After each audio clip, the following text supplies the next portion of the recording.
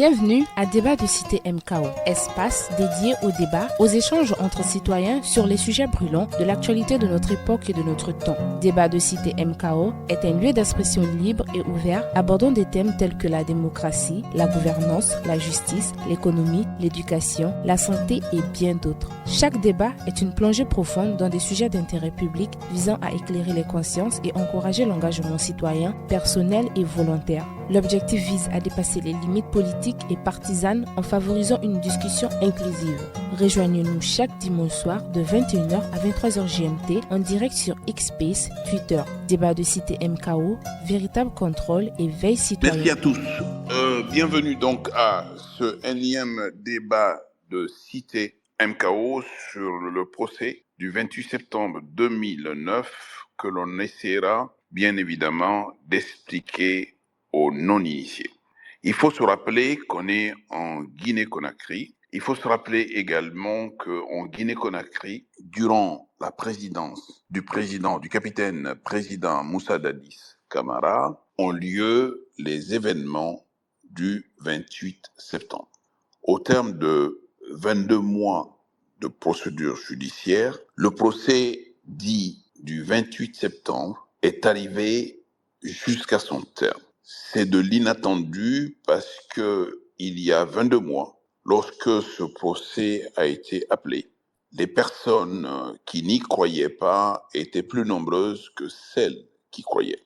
Parce que simplement, pour la première fois, un procès aussi gigantesque, un procès aussi complexe, un procès qui impliquait au plus haut sommet de l'État de Guinée avait été déclenché en Guinée-Conakry. La dénomination du 28 septembre comme nom du procès répond justement de cette double signification.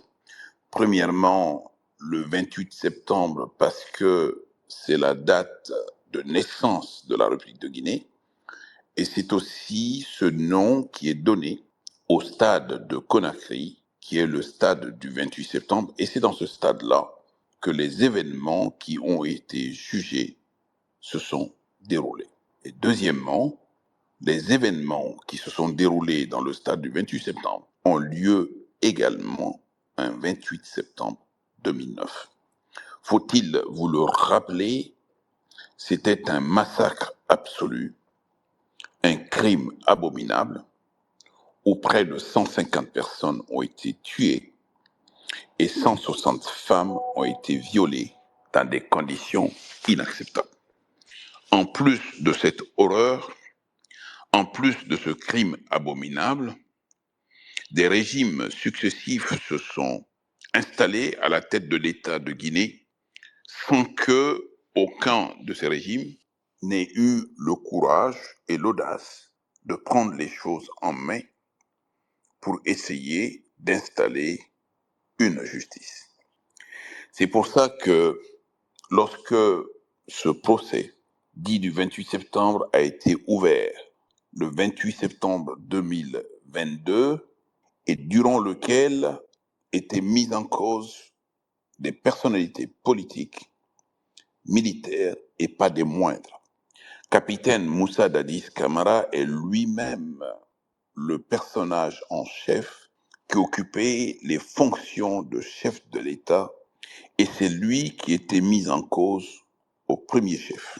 Mais à côté du chef de l'État guinéen de l'époque, il y avait aussi des ministres qui ont été déférés, notamment le ministre de la Santé, notamment le ministre de la Sécurité. Mais à côté de ces ministres, il y avait des hauts gradés de l'armée qui ont aussi été mis en cause en tant qu'auteurs ou complices présumés des massacres du 28 septembre 2009.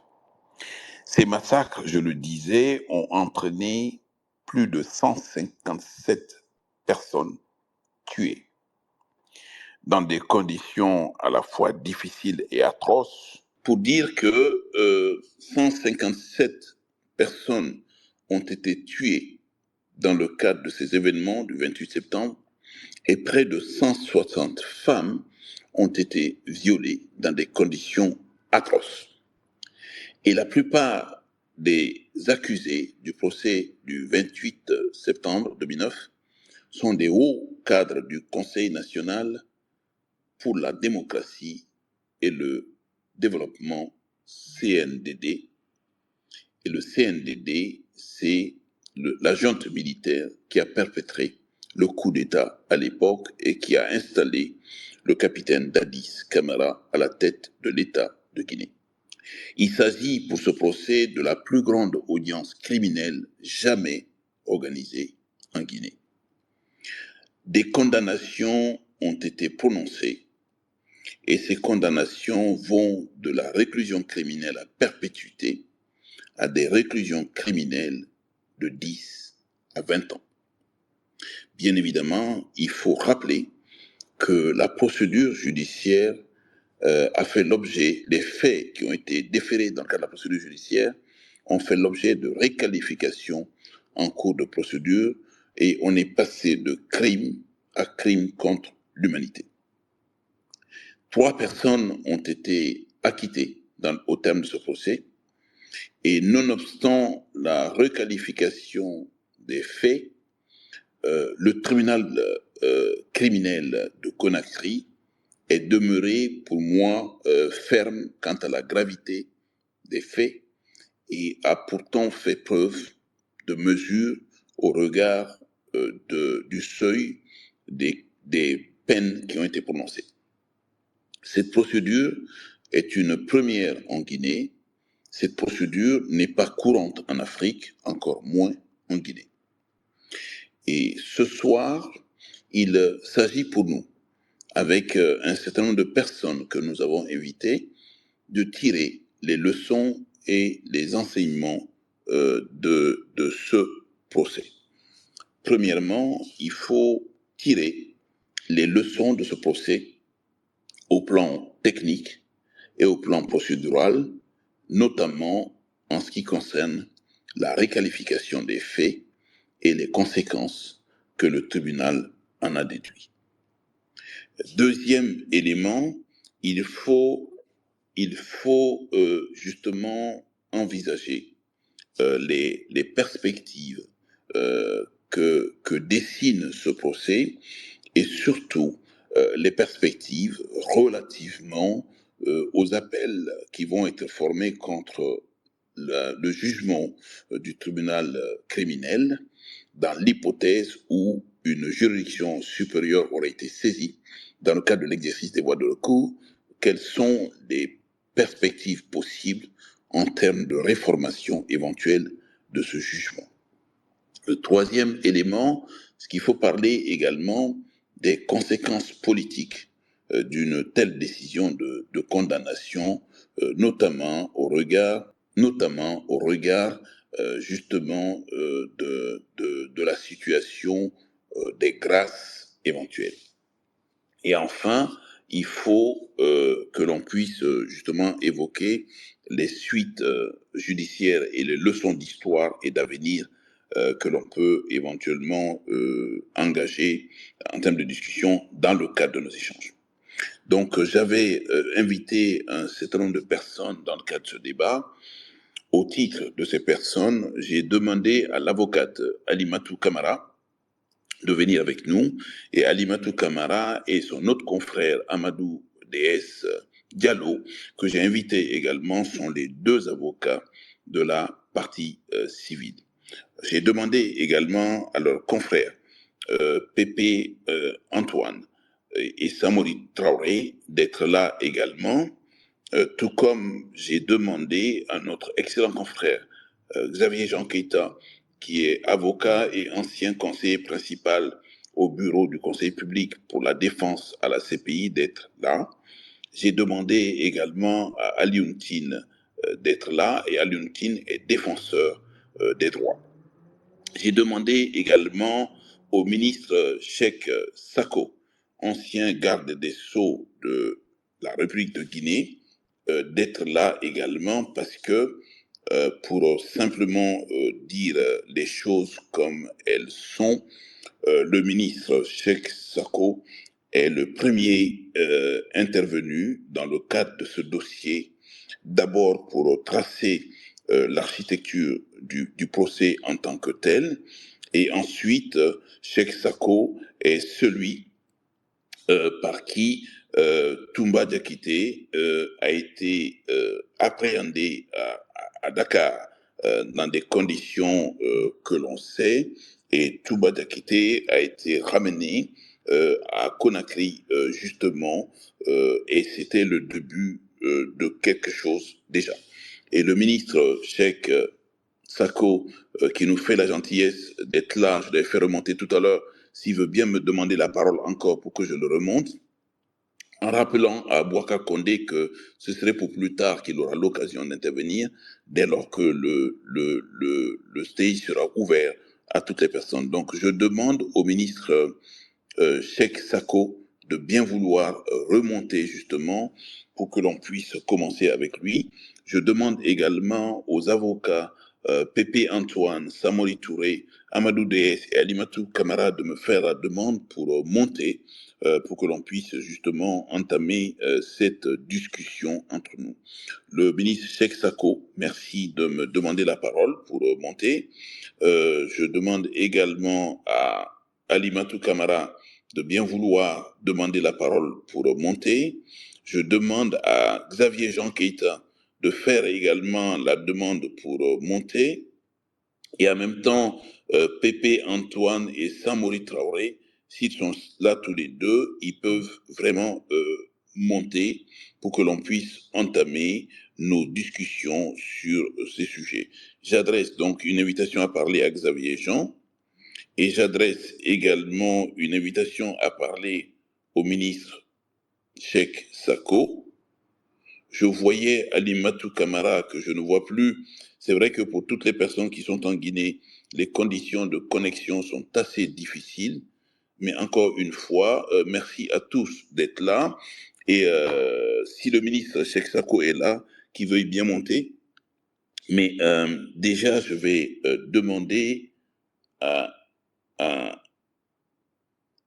à Mex et à Brigitte de monter, m'aider justement à co-animer. J'adresse une invitation à Brigitte et j'adresse une invitation à Mex également, parce que là, visiblement, j'ai également un souci de son qui ne doit pas rendre facile les choses. Alors, Mex et Brigitte, si vous voulez bien monter, Alimatou Kamara, si vous voulez vraiment monter, ce serait bien. Le ministre Cheikh Sako, si vous voulez monter, ce serait bien, pour que l'on puisse au moins commencer nos échanges, justement. Je vois Amadou Sadio également. N'hésitez pas à monter pour que l'on puisse véritablement commencer. Xavier Jean et Cheikh Sako. Voilà. Je vous adresse donc une invitation à monter, monsieur le ministre Cheikh Sako. Amadou Sadio, merci de monter. Alimatou Kamara, merci de monter. Merci. Brigitte, alors donc je fais monter Brigitte également. Et on a au moins deux de nos interlocuteurs. Monsieur le ministre Cheikh Sako, merci d'être là. Je disais deux mots. Que d'abord, vous êtes l'ancien garde des Sceaux de la République de Guinée, celui par qui ce procès a été mis en œuvre, conçu, préparé et déroulé. Et vous êtes aussi, monsieur le ministre, celui qui a identifié ou a fait identifier Toumba au Sénégal et a mis en œuvre la procédure d'extradition pour permettre aujourd'hui que le procès véritablement se déroule. Monsieur le ministre, quelle est votre première impression sur ce procès au terme de son procès, au terme de la procédure, et également par rapport à toutes les péripéties que nous avons connues dans le cadre de cette procédure qui a duré 22 mois, monsieur le ministre. Cheikh Sako, pouvez ouvrir le micro. Écoutez, merci de cette invitation, mon cher confrère et ami Konaté. Je ne sais pas si on m'entend. Bon. On vous entend très bien. Ok, très bien. Voilà. Je vous remercie pour cette invitation. Tout d'abord, je tiens vraiment à rendre hommage aux avocats de Guinée, partie civile comme la défense, qui ont participé à ce procès. Et vraiment, ils ont montré un grand professionnalisme dans le cadre de tout ce procès qui a duré quand même 20 mois, hein, et ce qui n'était pas rien. Il est évident que l'histoire de notre pays, qui est jalonnée d'impunité depuis 1958, 84, 2008, 2010, ce procès était important qu'elle ait lieu, par ailleurs, quels que soient les résultats. Bien entendu, beaucoup de personnes en Guinée comme à l'étranger ne sont pas satisfaits de la décision du tribunal, mais ce qui est important surtout, c'est le fait que ce procès a pu avoir lieu, hein, et les magistrats ont pu travailler en toute sérénité, les avocats ont joué leur partition. Je salue les avocats de la défense qui ont été excellents, Pépé Antoine et ses collègues. J'oublie pas les avocats de la partie civile également. Donc, c'était une satisfaction, en tout cas personnelle, en ce qui me concerne. Alors, bien entendu, notre pays est jalonné d'impunité. Et quand j'ai eu la charge de diriger le ministère de la Justice en Guinée, ce serpent de mer qui est l'impunité, et je me suis attelé à ça avec l'aide de beaucoup de personnes, la société civile, des différents bâtonniers que j'ai connus, Barry et Mohamed Traoré et Djibril Kouyaté, et puis l'ONG qui s'occupe des droits de l'homme aussi, qui a joué sa partition. Voilà. Alors moi, bien entendu, vous avez cité tout à l'heure l'extradition de Toumba, ça n'a pas été facile. Ça a été le premier acte fort que nous avons posé, hein, puisque si Toumba n'était pas dans ce procès, bien entendu, le procès devenait quelque part bancal. Et ça n'a pas été facile, je n'ai pas eu d'aide de l'État. Il a fallu prendre ça sur moi, avec l'aide du chef d'état-major de la gendarmerie à l'époque et d'autres personnalités avec qui j'avais des rapports personnels. J'ai pu le faire venir en Guinée. Et puis, il y a eu également la fin de l'instruction. Quand je suis arrivé, les 3 magistrats instructeurs, il fallait leur donner les moyens. Et ils étaient en déshérence complètement.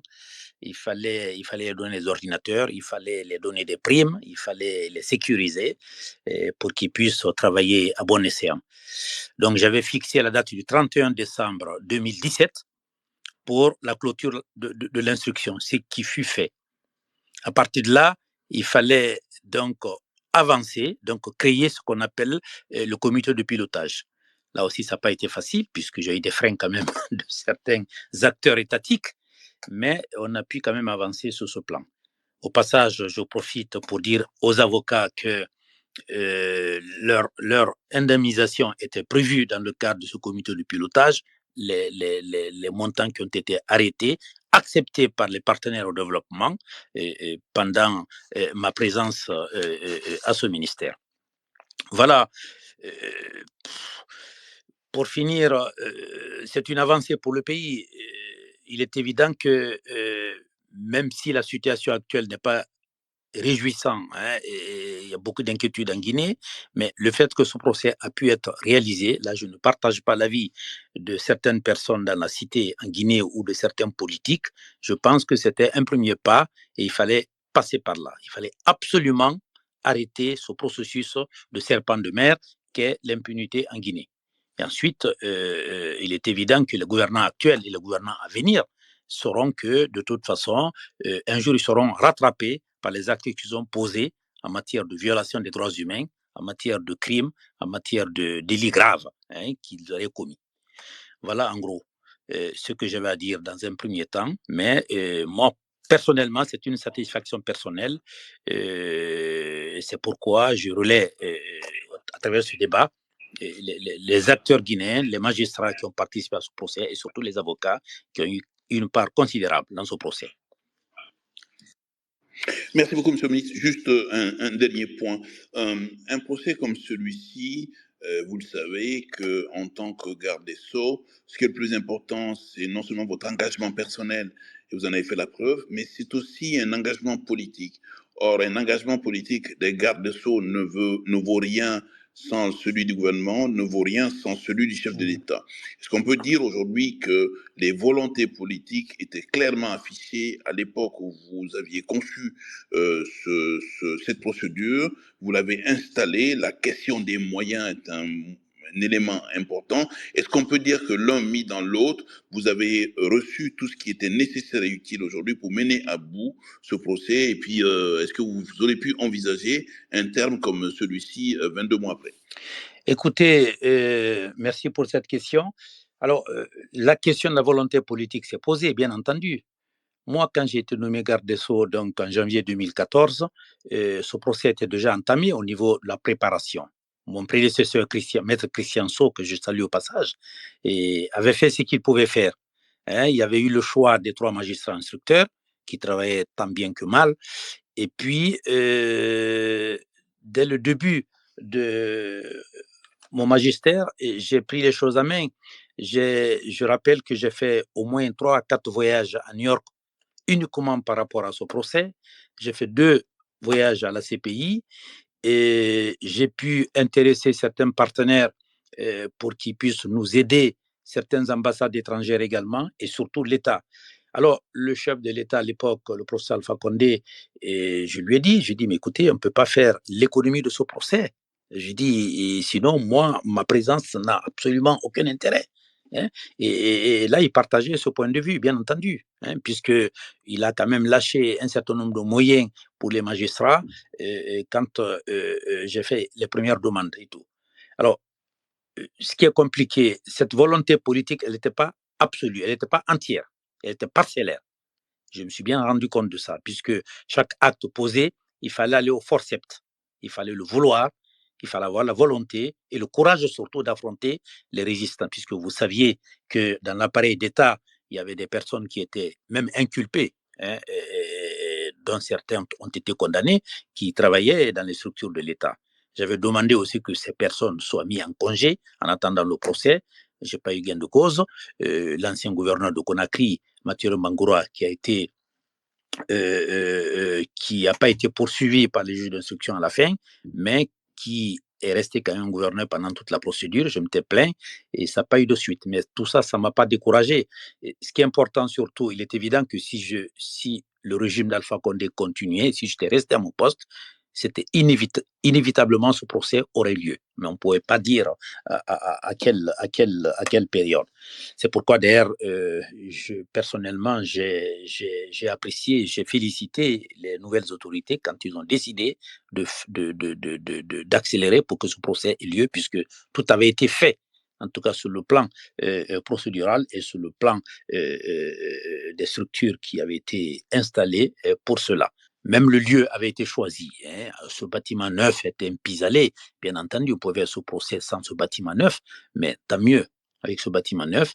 Et puis le choix des magistrats, et que je salue au passage, le président Tonkara, ses assesseurs et les 3 procureurs. Je les connais tous. Hein. Ils sont de la première promotion. Le président en tout cas, et les 3 procureurs. Et ils ont fait du bon boulot. Hein. Voilà, j'ai félicité les avocats, je félicite également les magistrats du procès. Donc voilà un peu la volonté politique pour terminer là-dessus. Elle était là, effectivement, sinon on ne m'aurait pas laissé travailler sur le dossier. Moi, j'ai eu la liberté de travailler sur ce dossier, puisque le président de la République savait que s'il m'empêchait de travailler sur le dossier, j'aurais pris le peuple à témoin et je serais parti. Voilà, ça je lui avais dit entre nous. Maintenant, j'étais freiné indirectement par certaines structures de l'État. Voilà. Et ça ne m'a pas empêché d'aller aussi loin. Pour répondre à votre question, bien entendu, si le régime Alpha Condé continuait et si moi j'étais resté en poste, bien entendu, le procès aurait lieu, mais on ne sait pas quand.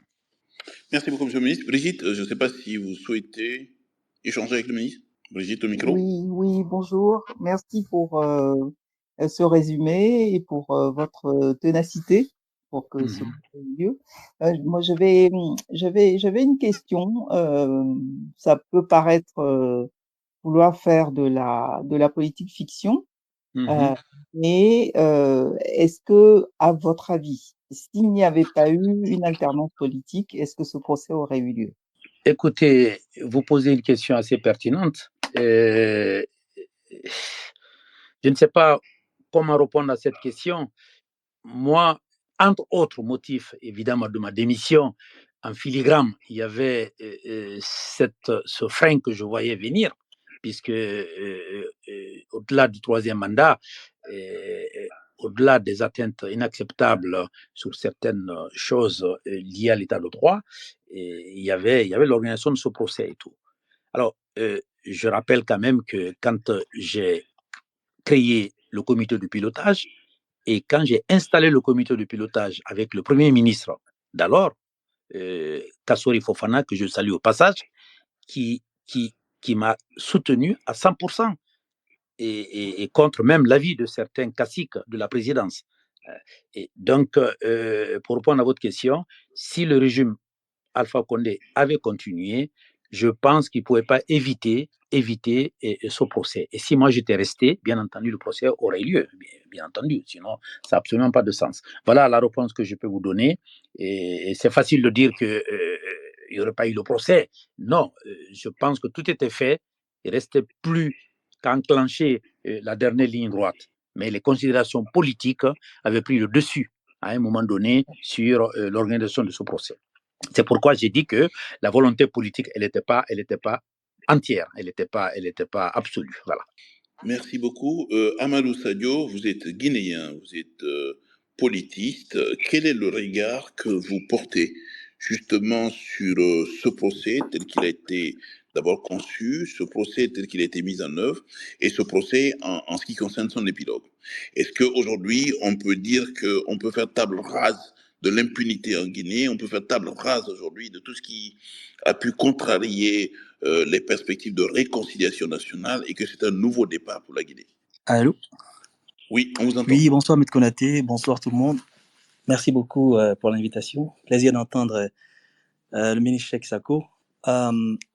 Écoutez, d'abord peut-être il est intéressant de voir comment Cheikh Sako, pour répondre à votre question, l'ancien ministre lui-même essaye de mettre en évidence à la fois son engagement pour la tenue du procès, tous les dispositifs techniques et institutionnels qu'il a mis en place, et dont lui-même il reconnaît qu'il a été face à des contraintes politiques, et ce qui laisse voir, en tout cas, laisse voir que le problème de ce procès, au-delà des dimensions juridiques, intervient aussi dans un contexte politique assez important, et important pour le régime Alpha Condé. Je ne dis pas simplement pour l'ancien président Alpha Condé, parce qu'effectivement, le président Alpha Condé a, au-delà du chef de l'État qu'il était, il y avait aussi toute cette question de la sécurisation de son propre pouvoir et donc des intérêts des personnes avec lesquelles il collaborait. Et peut-être que donc ces contraintes politiques dont fait référence le ministre Cheikh Sako doivent être prises en considération pour comprendre pourquoi le procès lui-même n'a pas eu lieu au temps d'Alpha Condé, malgré que Cheikh Sako était engagé en ce sens-là. Mais je reviendrai dans la suite de ce space sur certaines dimensions au niveau politique depuis 2010, qui, à mon sens, peut-être, aurait pu empêcher la tenue du procès, même si Alpha Condé était resté au pouvoir. Parce qu'il ne faut pas oublier aussi la manière dont l'armée est structurée en Guinée, les différentes compositions ethniques qui composent l'armée. Je précise ici que je ne parle pas de tensions communautaires, mais au sein de l'armée, en termes d'hiérarchisation, en termes de composition, il y a quand même des déterminants assez importants que le régime Condé avait pris en considération pour ne pas, à mon sens, sur le plan politique, s'engager dans un tel procès. Maintenant, peut-être rappeler, Maître Konaté, très vite que le procès lui-même s'inscrit à la suite quand même des assises nationales qui ont été organisées par le CNRD au mois de mars-avril 2022. C'est important de le rappeler quand même parce que ce procès fait suite aux recommandations du rapport des assises nationales, intitulé Journée, vérité et pardon. Et je rappelle que le CNRD n'avait pas voulu inclure dans l'intitulé le terme de justice. Ça avait fait un débat lorsque nous étions à Conakry et qu'ils ont insisté pour qu'il y ait simplement journée, vérité et pardon. Ce qui en dit long d'ailleurs sur la manière dont le régime conçoit la problématique générale de la justice en Guinée, fût-elle au niveau juridique ou en tout cas en termes de justice réparatrice. Mais j'aimerais justement rappeler que dans le rapport des assises, au terme des recommandations sur le chapitre de la justice, c'était la recommandation numéro 3, pour ceux qui ont le rapport, ils vont se retrouver. Je lis au chapitre de la justice, les assises recommandaient, je lis, d'accélérer la tenue des procès en attente, notamment ceux de janvier-février 2007, tendance à la compter donc, du 28 septembre 2009, août 2012, Alpha Condé, et autres crimes de sang commis lors des manifestations politiques et syndicales. Ça, c'est la recommandation phare dans le chapitre de la justice qu'avaient formulé les assises, les journées vérité et pardon. Autre chose dans ce chapitre de la justice, outre le procès du stade, il était prévu d'identifier et punir les auteurs de violences et de violations des droits humains lors des manifestations, tant parmi les forces de défense et sécurité que parmi les manifestants. Donc j'aimerais dire ici que déjà, une fois encore, moi je ne prononce pas, il y a des experts de droit sur ce space, je ne me prononce pas sur ces questions juridiques. Évidemment, je suis d'accord avec M. Cheikh Sako que c'est une avancée pour le système juridique guinéen qui prouve qu'on peut faire un procès d'une telle ampleur dans un pays où justement les structures juridiques ne sont pas bien, si vous voulez, ne sont pas bien installées, parce qu'en général, on aime en Afrique ramener les procès au niveau de la CPI, alors que là, c'est quand même des massacres effroyables, et donc la justice guinéenne a pu faire ce travail assez extraordinaire, il faut la saluer et l'encourager dans cela. Sur ce point-là, je suis d'accord. Mais une fois encore, mes deux inquiétudes, pour résumer, c'est que ce procès, quand même, est intervenu dans un océan d'injustice au sein duquel aujourd'hui le régime de transition a engagé les Guinéens. Donc, on ne peut pas dissocier la tenue de ce procès de l'environnement politique dans lequel nous vivons. Et je comprends tout à fait les victimes qui saluent la tenue du procès. Je fais partie de ces gens-là qui l'ont salué. Je fais partie des gens qui ont appuyé l'organisation des assises Journée Vérité et Pardon. C'est une recommandation que nous avons formulée. Mais il ne faut pas quand même faire l'économie de la manière dont le CNRD a instrumentalisé les recommandations des assises nationales et surtout dans cette recommandation qui parle de tous les crimes de sang, a particulièrement mis l'attention sur le procès du stade. Il faut s'interroger sur le plan politique de savoir pourquoi les autres crimes de sang n'ont pas été pris en compte dans une dynamique de justice. Je dis bien dans une dynamique de justice. Deuxième chose, on voit quand même que ce procès a été parallèle à non pas une réforme de l'armée, ce que certains appellent réforme de l'armée, mais en tout cas à des changements au sein de l'armée. Donc la question qui se pose, c'est est-ce que par ce procès, que le CNRD a laissé faire, peut-être que là certains ne seront pas d'accord, mais dans ma perspective à moi, j'estime même la manière dont les Baouri et Gawal ont salué ce procès, on l'a vu tout de suite, c'est que c'est sous le patronage du président Doumbouya, c'est un succès du CNRD, le CNRD a laissé faire un procès, dans le but, me semble-t-il, d'avoir un crédit politique pour essayer d'asseoir la transition sur certains acquis, en disant que finalement, regardez, nous avons fait les journées vérité et pardon, et une des recommandations phares, qui était l'organisation du procès, nous l'avons fait, et qu'aucun gouvernement avant nous l'a fait.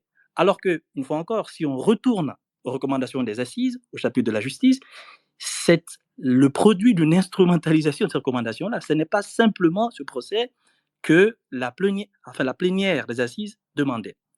Une dernière chose, aujourd'hui, ce qu'il faut voir aussi, c'est la manière dont le procès, quand même, au-delà des questions juridiques, a mis en évidence le fonctionnement de l'armée guinéenne, qui, à croire, n'est pas une armée institutionnelle. Lorsqu'on entend Toumba, il y a toute une histoire, il y a tout un travail vraiment sociologique à faire sur la nature, le statut et le comportement de l'armée guinéenne, qui est fondamentalement un parti politique. C'est-à-dire que l'armée guinéenne est l'acteur politique fondamental dans ce pays depuis 1958. Et c'est cette horreur, si j'ose dire, c'est cet enchevêtrement entre le politique et le militaire que Toumba a, de manière extraordinaire en tout cas, révélé à travers les milices qui ont été sollicitées pour faire ce massacre. Donc je pense que le CNRD aussi s'est mis, en mon sens, s'est mis dans un propre piège. En voulant rendre justice, en voulant instrumentaliser la justice, elle a permis quelque part à rendre justice aux victimes, mais en même temps à produire une justice dans le sens d'une justice qui aurait pu être, par exemple, celle de la réconciliation. Parce que la question des indemnisations n'a pas été posée. La question des fosses communes, par exemple, aujourd'hui, les gens ne savent pas où se trouvent ces fosses communes-là. Il y a des zones d'ombre qui n'ont pas été identifiées. Pourquoi? Est-ce que c'est parce que le CNRD n'a pas voulu que la justice aille dans ce sens-là, ou c'est parce que, bon, le procès lui-même veut... En fait, on voulait simplement condamner Dadis et certaines personnes pour dire que finalement le procès a eu lieu. Mais est-ce que cette condamnation ne s'inscrit pas aussi dans une perspective de reconfigurer la structure militaire pour essayer de mieux asseoir le pouvoir? Parce qu'il ne faut pas l'oublier, pour terminer, Maître Konaté, le CNRD, c'est aussi une conjonction en deux, en deux structures. L'ancien CNDD, donc les Dadis et ses acolytes, et les forces spéciales. Donc on ne peut pas asseoir une dictature militaire dans une période de transition lorsqu'on ne nettoie pas certaines personnes qu'on estimait détentrices d'un potentiel de violence. En l'occurrence, les Claude Pivy, les Touma Tekité, les Dadis Camara et bien d'autres. Combien de personnes ont été arrêtées qui faisaient partie du CNDD depuis le 5 septembre? On n'en parle pas. La justice guinéenne n'en parle pas parce que le CNR2 ne veut pas qu'on en parle. Donc pour terminer et laisser la parole aux autres, c'est aussi cela, l'inquiétude.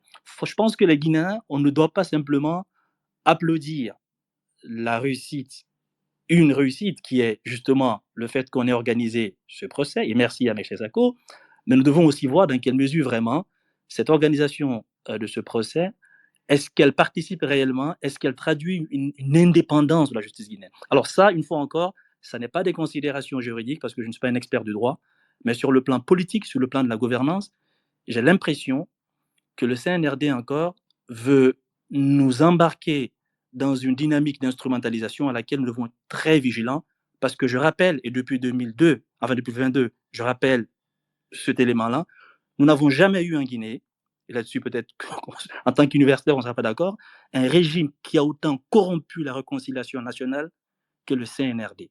C'est le premier régime en Guinée qui a vraiment corrompu, à la fois sur le plan institutionnel et sur le plan de l'histoire, la question de la réconciliation nationale. On ne peut pas comprendre que ce procès est organisé alors qu'en même temps, des criminels, ceux qui ne font pas l'unanimité dans ce pays-là, sont érigés en héros et que leurs familles, par ailleurs, sont célébrées alors que d'autres demandent la justice depuis des années et qui ont été formulées dans les assises, mais qu'on ne prend pas en compte ces parties-là et qu'on organise simplement un procès qui visait les membres du CNTD. Donc pour l'instant, je me limite là et peut-être qu'on reviendra sur d'autres éléments. Merci beaucoup.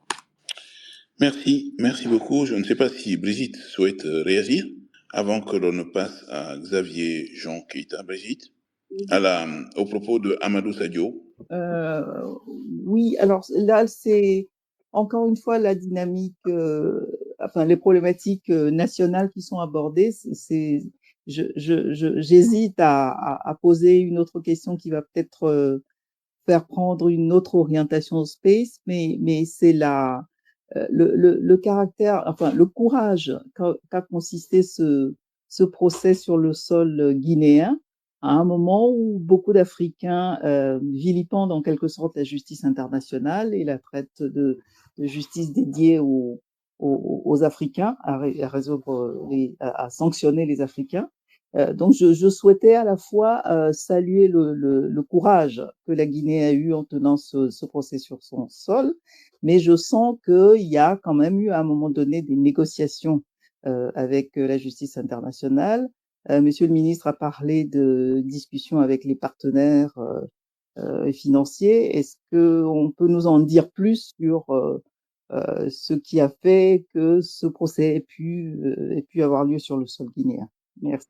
Je crois que là, c'est le ministre Cheikh Sako plutôt. Oui, c'est ça. C'était plutôt le ministre Cheikh Sako. Oui, les conditions dans lesquelles ce procès a été organisé, d'une part, et deuxièmement, est-ce qu'il a fallu aujourd'hui que l'international soit présent pour non seulement appuyer techniquement, mais éventuellement appuyer financièrement? On sait que tout le long du procès, la question du budget a été posée. C'était un élément assez délicat. Monsieur le ministre, je ne sais pas si vous voulez réagir là-dessus.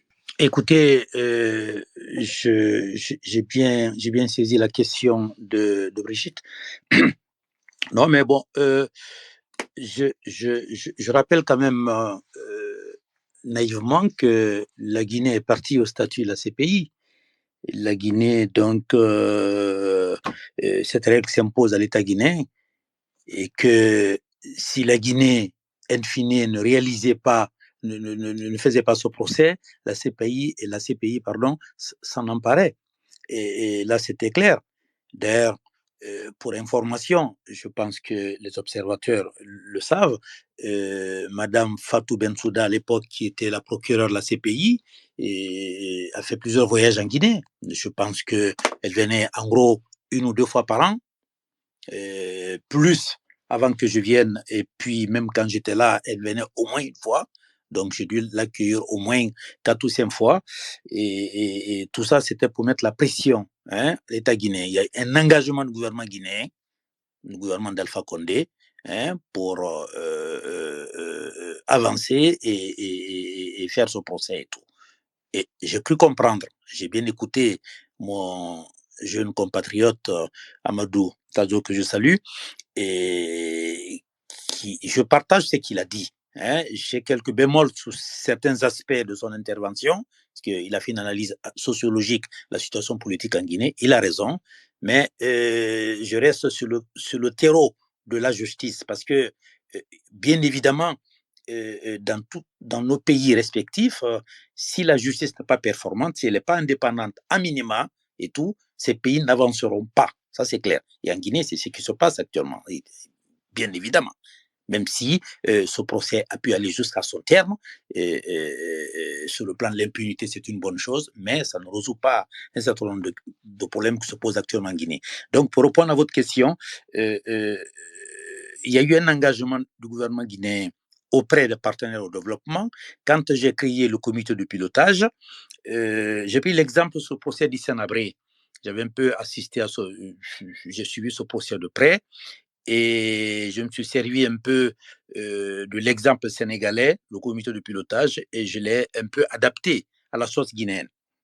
Dans ce comité de pilotage, il y avait des acteurs guinéens, mais il y avait des acteurs également, les partenaires au développement. Et les débats se faisaient en toute clarté et tout. Moi-même, j'ai demandé l'engagement de ces partenaires, compte tenu de l'engagement du gouvernement guinéen à faire ce procès. Et à chaque point de presse, je n'hésitais pas à rappeler que si la Guinée ne faisait pas ce procès, la CPI va s'emparer. Et ça mettait une pression sur le chef de l'État, mais ça mettait aussi une pression sur certains acteurs politiques et administratifs guinéens qui ne voulaient pas de ce procès dans le pays.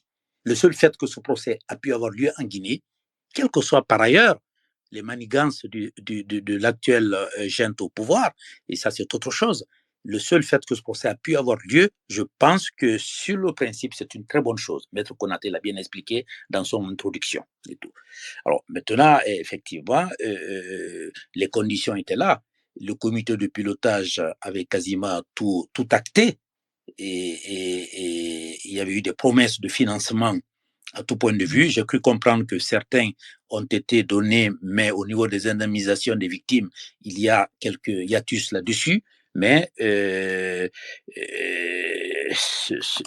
c'était inévitable. Donc, je finirai par rappeler quand même mon ami Xavier Jacquetta le sait, il y a le principe de subsidiarité, c'est-à-dire que la Guinée devait faire ce procès. À défaut, il y avait une épée de Damoclès sur la tête de la Guinée, et sinon, le procès partait devant la CPI. Voilà ce que je pouvais dire là-dessus. Merci beaucoup. On peut d'ailleurs faire réagir Xavier Jean Keita, qui, je le rappelle, est avocat et ancien conseiller justement à la CPI, comme je l'ai rappelé. Et Xavier Jean nous fait la gentillesse d'être avec nous. Il pourra peut-être nous donner son impression générale sur le procès en tant que tel de Guinée et plus spécifiquement à l'avocat qu'il est.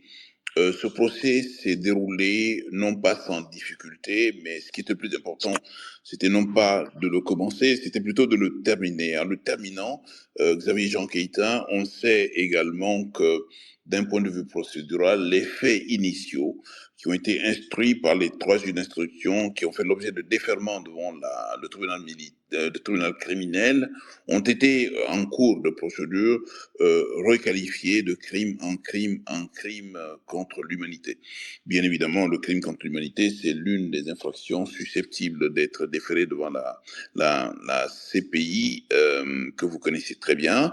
Et cette CPI, justement, qui n'a pas été saisie pour la bonne raison que la Guinée, même si elle a traîné les pieds, a dû mettre tout en œuvre, justement, pour arriver à installer un procès tant bien que mal, et ce procès aujourd'hui a abouti.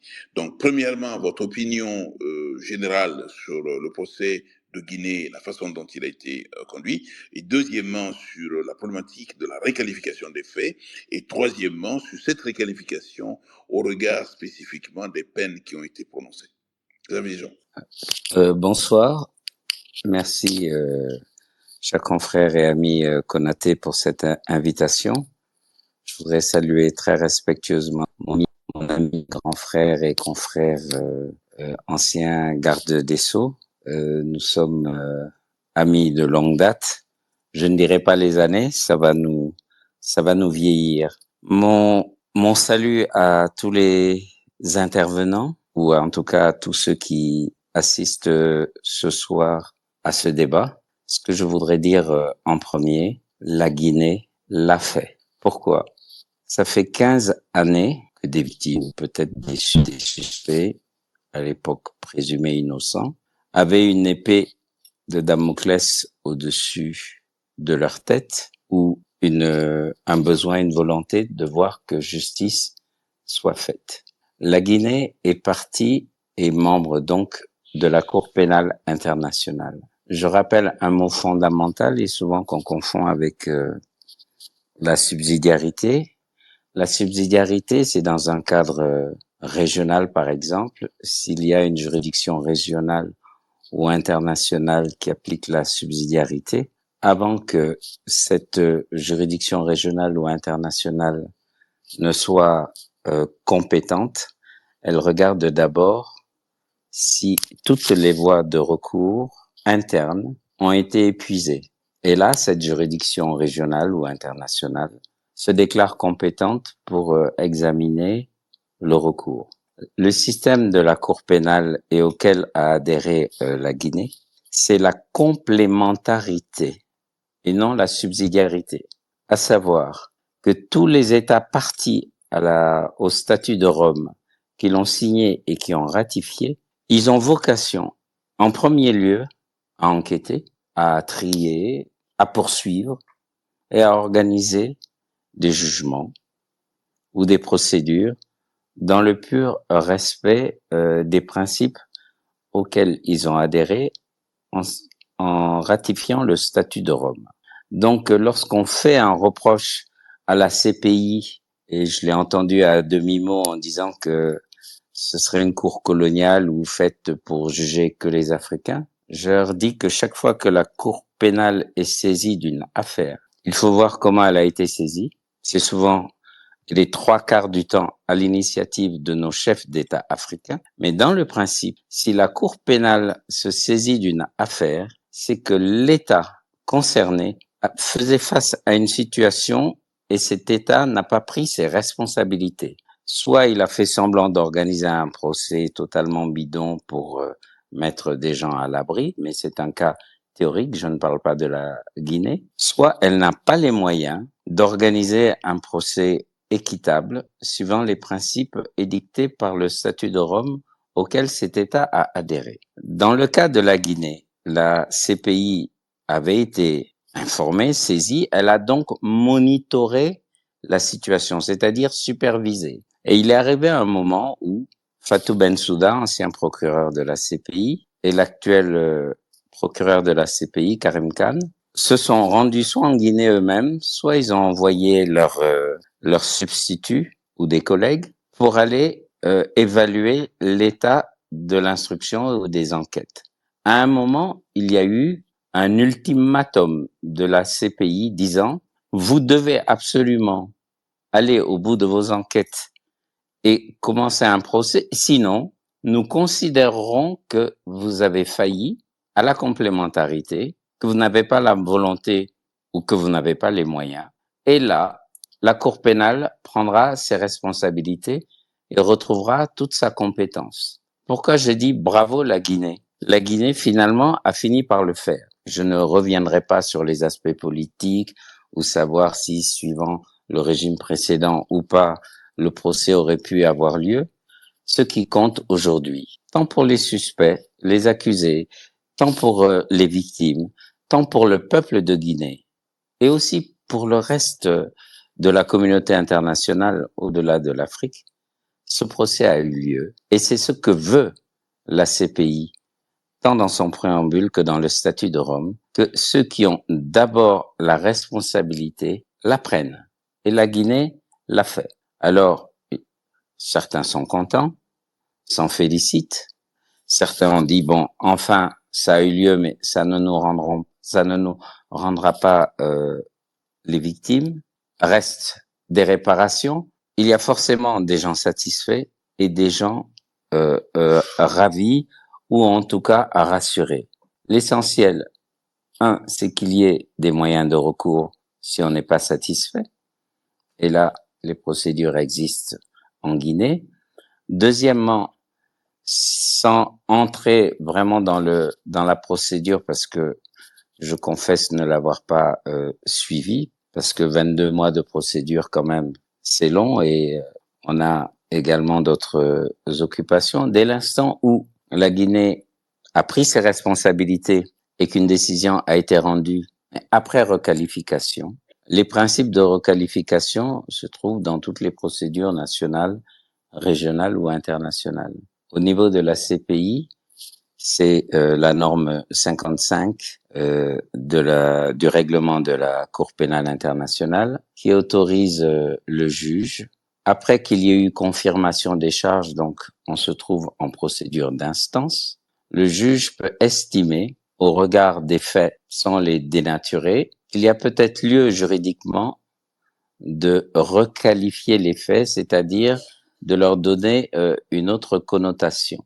C'est arrivé à la CPI qu'il y ait des requalifications. Cette norme 55 émet des conditions.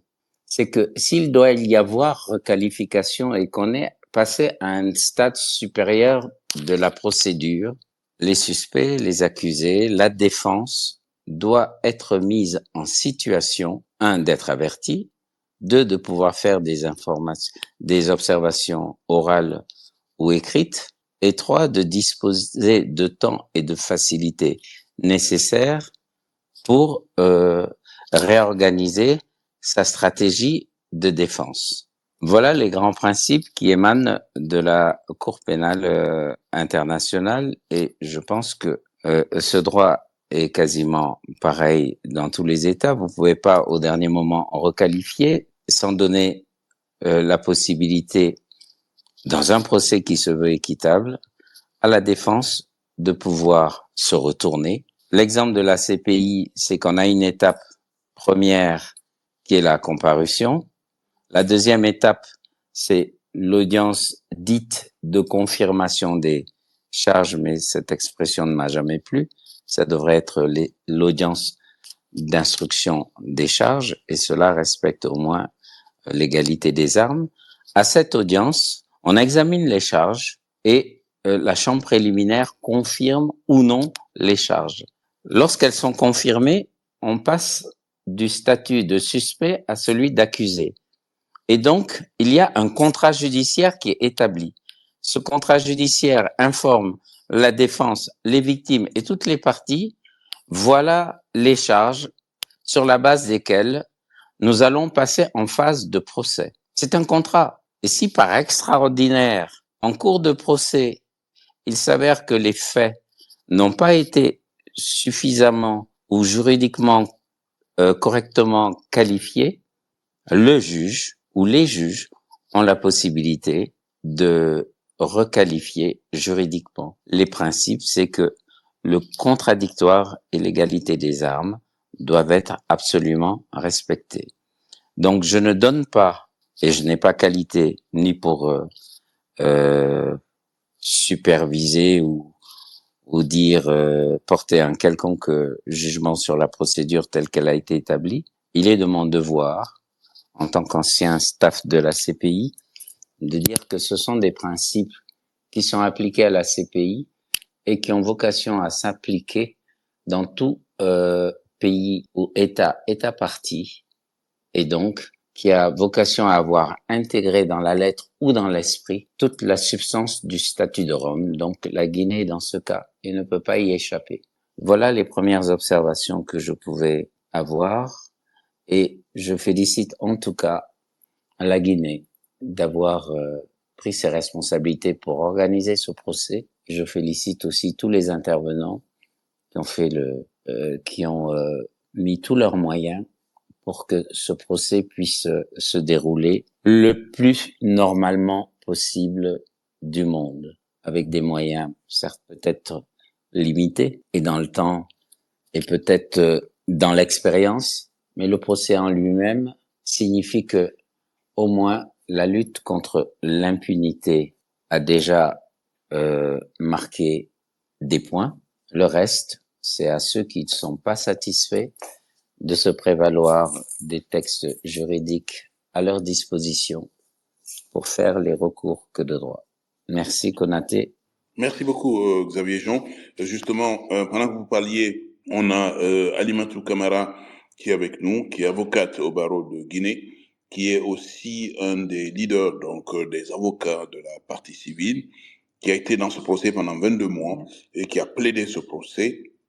On va lui demander donc de nous dire ses impressions de fin de procès, mais en même temps son opinion tout le long du déroulé de ce procès, en termes aujourd'hui d'acquis fondamental sur l'état de droit, et deuxièmement, sur ce que l'on peut retenir aujourd'hui en ce qui concerne la lutte contre l'impunité.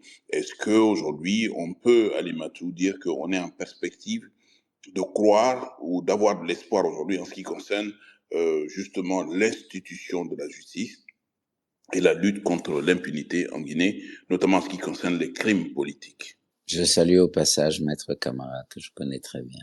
Sinon, on va demander à Amadou Sadio de réagir par rapport aux propos tout à l'heure qu'il a entendus. Amadou Sadio. Écoutez, moi, une fois encore, j'entends très bien c'est que notre prédécesseur, Xavier Jean Keïta a dit. Une fois encore, je pense que les Guinéens, lorsqu'on observe l'opinion, la perception sur le procès, il y a une satisfaction de manière générale qui se dégage, qui est due au fait que les victimes, une fois encore, ont pu entendre des personnes qui étaient soupçonnées être coupables, mais pour le coup, dont la culpabilité a été confirmée à travers le procès. Donc là-dessus, je pense que les Guinéens ne sont pas...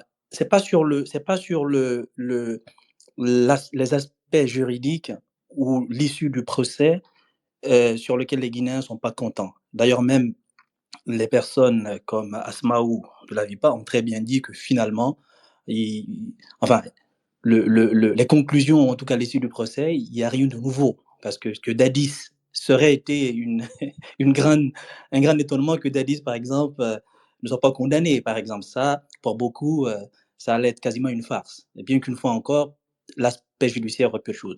Mais moi, j'aimerais quand même, par rapport à la CPI, une fois encore, je ne suis pas juriste, je le précise, par rapport à la CPI et les États africains, j'entends bien ce que notre confrère dit, mais je ne suis pas convaincu que si la junte au pouvoir refusait d'organiser le procès pour des raisons politiques, parce qu'une fois encore, moi je pense qu'à la lecture de la situation actuelle, il y a des raisons politiques qui ont motivé l'organisation du procès, ne serait-ce que pour avoir un crédit symbolique à ce sujet-là. Je vois mal quel serait le pouvoir de contrainte de la CPI pour forcer la Guinée à le faire, parce que il y a des histoires. Je prends par exemple de manière comme ça lapidaire le cas du Soudan avec Omar el-Béchir. On sait très bien que quand Béchir a chuté, il y a déjà eu des accusations de crimes contre l'humanité, de génocide à l'encontre de l'ancien président soudanais. Le Premier ministre Hamdok, lorsqu'il y a eu la transition, avait promis de le livrer à la CPI. Et effectivement, et là c'est important de voir aussi cette dynamique-là, parce que c'est ce que je dis souvent, une fois encore, faut pas perdre de vue, certes, les aspects juridiques. Au niveau des principes formels, on peut les rappeler, c'est très bien. Mais dans des environnements politiques institutionnels comme certains pays africains, dans le cas du Soudan, le cas de la Guinée, où, une fois encore, le pouvoir politique je veux dire, ne permet pas une indépendance de la justice, ça il faut le dire, en Guinée, la justice n'est pas indépendante, il est difficile de dissocier dans la tenue de certains procès les aspects, en fait, de rester simplement au principe formel du droit sans avoir cette lecture du contexte politique qui le porte. Dans le cas du Soudan, exactement ce qui s'est passé, lorsque les militaires proches de Béchir se sont rendus compte que le Premier ministre Hamdok était une tentative de justement de répondre aux appels de la CPI, tout de suite, ils ont renversé Hamdok. Et aujourd'hui, les militaires, bien qu'il y ait la guerre, actuellement, je pense que la CPI pense à autre chose et non pas à voir Béchir.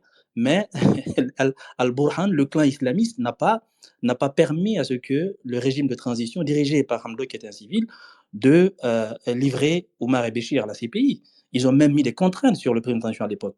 Donc c'est ce que je dis. Je pense qu'il ne faut pas simplement, à mon sens, une fois encore, si on veut rendre justice à cette justice qui a été rendue, permettez-moi la tautologie, la justice dans le sens plus global, c'est-à-dire une justice transitionnelle, une justice dans le sens de la réconciliation, dans le sens de la mémoire, dans le sens, par exemple, de porter attention aux blessures, aux traumatismes qui a eu lieu. Et c'est en ce sens-là que les assises sont allées, malheureusement, ou heureusement.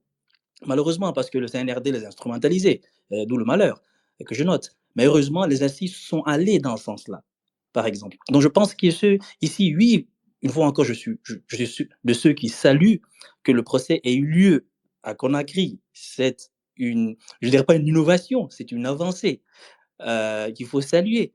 Le procès a permis d'avoir beaucoup de perspectives sur une justice guinéenne confrontée à des défis, mais qui quand même les a relevés à certains égards. Ça, c'est bien. Ce qui veut dire qu'il y a des acquis sur lesquels il faut travailler pour nos juristes, pour qu'on renforce les capacités de la justice guinéenne. Ça, je ne le nie pas. Mais par ailleurs, je pense qu'il ne faut pas que nous perdions de vue qu'une fois encore, le CNRD a laissé faire ce procès. Et j'utilise bien le terme, a laissé faire ce procès. Pourquoi? Parce qu'il me semble que dans ce procès, il n'y avait rien, par exemple, qui pouvait mettre en cause l'actuel dirigeant. Bien qu'une personne comme Idi Amin, bien qu'elle ne soit pas accusée, bien que les instructions ne lui ont pas accusé, Idi Amin, qui était quand même présent lors du CNDD, je veux dire, a peut-être des connaissances aussi sur ce qui s'est passé, vu sa proximité, par exemple, avec Sékouba Konaté et bien d'autres. Donc, je pense que s'il y avait dans des éléments du procès des éléments qui mettaient en cause le CNRD, mon hypothèse, je dis bien c'est une hypothèse, je pense qu'ils auraient mis en avant des arguments, ou en tout cas des contraintes qu'ils le font actuellement, par exemple, pour essayer ou de retarder le procès, ou en tout cas qu'il n'ait pas lieu. Ça, c'est mon avis, une fois encore, en tenant compte de la situation politique et institutionnelle. Et ça, je pense, si on veut rendre justice aux victimes, parce que moi, je pense que ce n'est pas fini. Il faut voir tous les aspects, par exemple, liés à l'indemnisation. Déjà, les victimes commencent à poser la question. Parce que lorsqu'on a écouté les victimes, je veux dire, alors là, ce n'est pas les livres qui parlent, ce n'est pas l'universitaire. J'ai écouté, j'étais membre comment dire ça, des assises de Journée Vérité, pardon. On a écouté les victimes. Lorsqu'on les a écoutées, le procès, oui, il était important pour eux. Mais pour les victimes, pour elles, ce procès s'inscrivait, une fois encore, dans une dynamique de justice plus large que ce que le CNRD entendait. Voilà pourquoi j'ai relu les recommandations qu'on avait rédigées sur le chapitre 3 de la justice. La question, c'est pourquoi le CNRD a extrait simplement cet aspect sur le procès du stade et non pas les autres. Pourquoi? Ça, c'est la grande question qu'il faut se poser aussi si on veut s'inscrire dans une logique de long terme sur comment améliorer les choses et non pas simplement dire, bon voilà, le procès a eu lieu, il faut satisfaire, c'est une avancée, point, on s'arrête là. Non, je pense qu'il faut aller plus loin. Oui, c'est une avancée, mais il faut questionner les défis qui persistent, il faut questionner la rationalité derrière. Le CNRD n'est pas neutre dans la manière dont actuellement la justice guinéenne fonctionne. Je veux dire, on le sait, ce n'est pas une justice neutre. Donc la question, c'est comment expliquer ce paradoxe que dans un contexte de non-neutralité, ce procès a eu lieu. Quelles sont les rationalités politiques derrière? Et mieux, Maître Konaté, qu'est-ce que cela implique pour le long terme? Ça, c'est aussi cette dynamique. Et ça, ce n'est pas, à mon sens, les aspects juridiques qui vont nous aider à le comprendre. C'est le comportement de ces gens-là, la manière dont ils comprennent la justice selon eux, parce qu'il ne faut pas non plus l'oublier. Hein. il y a une manière dont le CNRD conçoit la justice. Voilà pourquoi ils n'ont pas accepté qu'on inclue l'aspect justice dans les assises. Parce qu'ils ont une manière, c'est une justice partielle. C'est une justice conçue selon des passions, selon leur vision de la Guinée qu'ils imposent aux Guinéens. Et ça n'est pas la voie de la réconciliation. Et ma grande crainte aujourd'hui, ça je l'ai dit aux victimes, ma grande crainte aujourd'hui, c'est que ce procès, plus tard, ouvre encore vers une discorde plus importante sur la question de justice. Ça, c'est ma grande crainte. Peut-être qu'on ne sera pas d'accord, mais en tout cas, l'histoire nous le dira. Mais je pense qu'il faut être très vigilant par rapport aux gens avec lesquels aujourd'hui nous faisons face et ne pas simplement limiter à la dynamique CPI qu'on a créée ou que c'est bien passé. Mais je crois que de façon claire, vous êtes en train de poser la question de la justice, oui, mais des vertus de la justice. Des vertus de paix, les vertus de justice indépendante et les vertus de justice globale.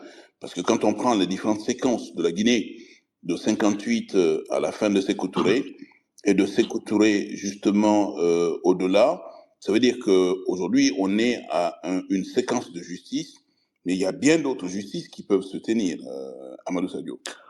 Bon, moi, je vais écouter, pour ne pas monopoliser la parole, je ne parlerai même pas de séquence de justice. Je parlerai simplement d'une conception de la justice propre au CNRD. Ils ne sont pas dans une séquence, parce que s'ils étaient dans une séquence, ils auraient simplement pu aller avec les recommandations du chapitre de justice dans leurs propres assises qu'ils ont organisées, une fois encore. Donc, en ce sens-là, on se serait inscrit, parce qu'il y a un contexte, une fois encore, parce que moi, je suis pas, et là, je suis pas peut-être d'accord avec l'idée que les pressions de la CPI ont eu raison sur les autorités guinéennes. Je ne suis pas tout à fait d'accord avec ça, parce qu'il y a des exemples, le cas du Soudan, je l'ai cité, bien qu'une fois encore, on pourrait dire que les cas ne sont pas les mêmes, mais bon, le pouvoir de contrainte des institutions internationales ou des organisations comme la CPI, les Nations Unies sont très limités. Hein. On voit ce qui se passe au niveau de la relation internationale. Cette idée de pouvoir de contrainte, c'est un autre débat qu'on peut avoir. Voilà, je pense que le CNRD, une fois encore, s'il y avait dans ce procès, parce que, je le répète, le CNRD ne vient pas du ciel. Le CNRD, c'est le prolongement d'une restructuration de l'armée guinéenne lorsqu'Alpha Condé a décidé, par exemple, comme on dit, de reconfigurer l'armée pour mieux asseoir son pouvoir politique. Et d'ailleurs, Cheikh Sako lui-même, enfin, lui a dit peut-être, il n'est pas dans le détail, sur les contraintes politiques auxquelles il faisait face. Je veux dire, sur le plan intellectuel, on peut se questionner sur quelles étaient ces contraintes politiques. Il faut voir, je pense qu'il ne faut pas perdre de vue, Beth Konaté, ce que signifie le pouvoir en Guinée et de manière générale dans beaucoup de pays africains. Il faut faire très attention dans des systèmes où il existe un parallélisme important entre les principes formels, le droit, ce que dit la CPI, la complémentarité, et la manière effective dont les pouvoirs s'organisent. Et en Guinée, ça je l'ai dit dans beaucoup de mes textes, l'idée par exemple d'une structure politique ou d'une structure publique autonome, censée par exemple dégager une justice indépendante, n'existe pas, et j'aimerais même aller plus loin, n'a jamais existé.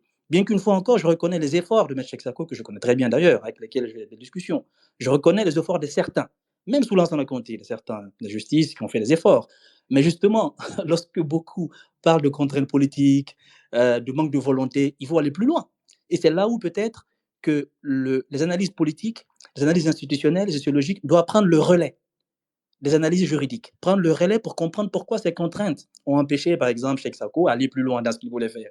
Pas parce qu'il a refusé lui, pas parce que la justice guinéenne, comme institution, comme système, n'avait pas les moyens de le faire. C'est parce que justement, je veux dire, on voyait, il était incompréhensible que Alpha Condé organise ce procès, alors même que la structure sur laquelle reposait son pouvoir, ce n'était pas la souveraineté du peuple, comme on le croit, c'était l'armée. Et on l'a vu avec le troisième mandat. On l'a vu en 2013, lorsqu'il y a eu des négociations avec les Saïd-Djinis et les Nations Unies sur les questions législatives. On l'a vu, la mobilisation de la structure militaire pour asseoir le pouvoir. Je pense que les dimensions juridiques ne doivent pas être dissociées dans le contexte de la Guinée, cet aspect-là. Donc, ce n'est pas une séquence de justice.